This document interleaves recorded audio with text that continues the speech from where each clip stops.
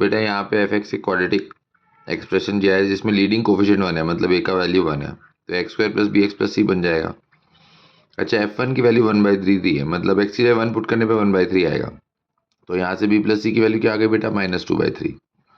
Okay, उसके बाद F of zero की वैल्यू p दी है, तो x को अगर जीरो पुट किया इसमें तो c आएगा, मतलब c इक्वल टू p हो गया। तो यानी हम इसको b प्लस सी -2/3 आया था, तो b प्लस p बन जाएगा -2/3।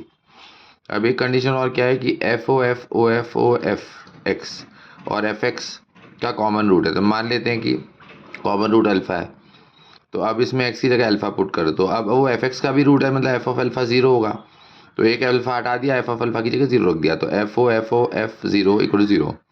अब एफ जीरो कैसे निकालेंगे, एफ जीरो पता ही है वो पी के इक्वल है, तो एफ जीरो की जगह पी लिख दिया, तो फॉफ ऑफ पी, तो ये क्या हुआ, एफ ऑफ एफ पी। अब एफ पी कैसे निकालेंगे, एक्स की जगह पी पुट कर दो, तो P square plus B P plus P, तो उसमें से पी कॉमन लिया, P plus B plus one आया ब्रैकेट में। अब p प्लस बी की वैल्यू -2/3 है, तो -2/3 प्लस 1, तो ये 1/3 बन गया, मतलब F of p/3 is equal to 0। तो x की जगह p/3 डाल दो, तो p/3 का square plus b into p/3 plus p equal 0, p common ले लो, तो p/9 आएगा प्लस b/3 आएगा प्लस 1 इक्वल 0। अब p तो जीरो हो नहीं सकता, p नॉन जीरो, इसका मतलब ये टर्म ही जीरो बनेगा, तो यहाँ पे हम एलसीएम ले लेंगे, तो p plus 3b plus 9 is equal 0। तो यहाँ से p प्लस 3b प्लस 9 की वैल्यू 0 हो गई। अच्छा, हमें इधर पता था b प्लस पी की वैल्यू -2/3 है, तो इधर से b प्लस पी अलग कर दिया, इसको -2/3 पुट कर दिया और 2b बचा, तो यहाँ से सॉल्व करने पे बेटा 2b की वैल्यू आ गई -25/3, मतलब b की वैल्यू -25/6।